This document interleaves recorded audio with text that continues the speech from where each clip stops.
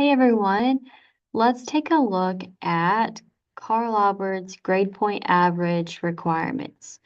When we're talking about grade point average or GPA, it is important for a few different reasons.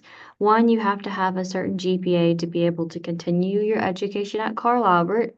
When it comes to things like applying for financial aid, applying for scholarships, if you're looking at transferring to a university, whether that be after you graduate from Carl Albert or before you graduate, all of these things are going to require you to have a certain GPA.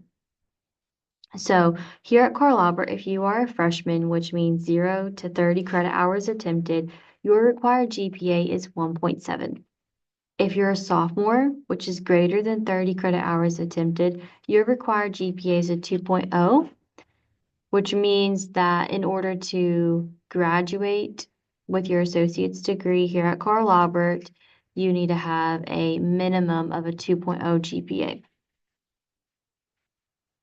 If during your time here you do not meet these requirements at the end of any given semester, then you will be placed on academic probation. When you're on academic probation, that just means we're looking closely at your grades that semester. You want to work really hard on keeping your grades up. If at the end of that semester that you're on probation, your GPA does not get above a 2.0, you will be placed on academic suspension. Okay, so that means if you do not do great and you do not meet these requirements that are listed in this box right here for 2 semesters, you will be placed on academic suspension. When you're on academic suspension, you have to take a break from taking classes at Carl Albert for 1 full semester. At the end of your break of 1 semester, you can resume taking classes. So right here, this says if you have been on academic probation for 2 consecutive semesters without improving your GPA, you will be placed on suspension. You must wait 1 regular semester before returning. A regular semester is either a fall or a spring semester. If once you return and you do great, that's awesome. Gold star. Proud of you.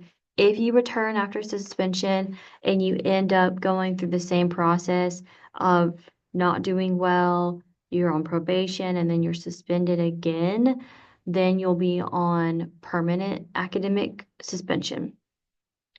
If you find yourself in that situation, in order to be able to come back from Carl Albert and continue to take classes, you have to go somewhere else and prove to us that you can have a high enough GPA to be able to return to Carl Albert. So that can be attending a 2-year college, state college, or attending another university and proving that. If you find yourself on academic suspension and you would like to appeal, there is an appeal process that you can go through.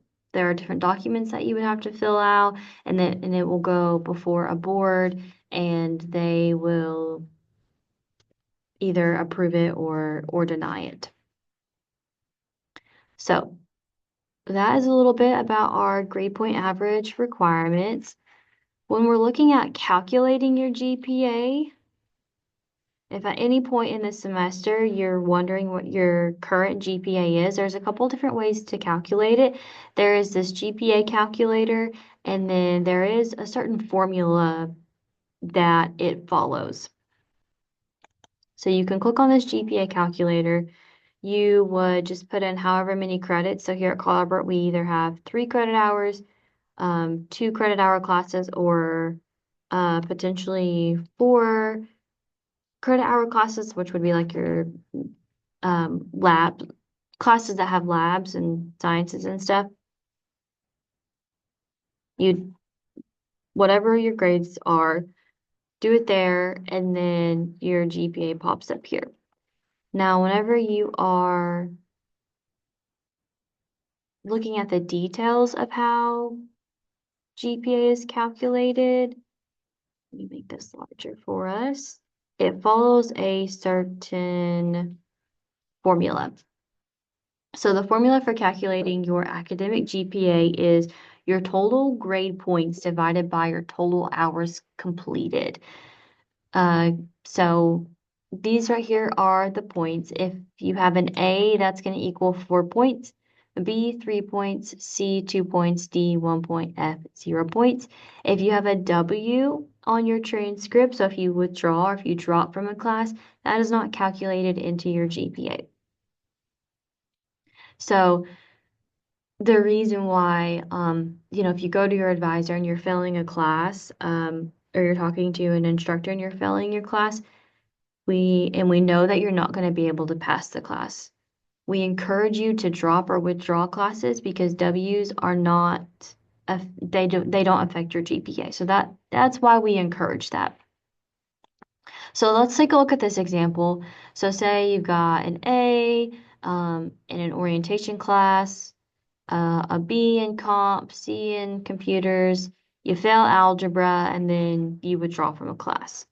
Okay, so an A is 4 points, a B is 3 points, C is 2 points, F is 0 points. So all they're doing here is they're multiplying the credit hours by however many points that is. Then after that, right, we have our total grade points, which would be, after calculating, these would be 19. We're going to divide it by the hours. So we're not including this federal government because we withdrew. So 3, 6, 9, 10 hours. So your GPA would be a 1.9. So that is how we come up with, that's the formula when we're looking at your GPA. So just as a recap, freshman or GPA stands for grade point average. Required GPA for a freshman is a 1.7. Required GPA for a sophomore is a 2.0. To be able to graduate from Carl Albert, you need a minimum of a 2.0 grade point average. The scale from an A to an F, so it would be 4 down to a 0. And then if you find yourself in the situation where you're placed on academic suspension, you have to take one regular semester, so a fall or spring off before you can resume. After completing this information, there is a quiz that you will need to take. So if you'll go ahead and take that quiz, if you have any questions on GPA requirements, feel free to reach out and I will try to answer them to the best of my knowledge.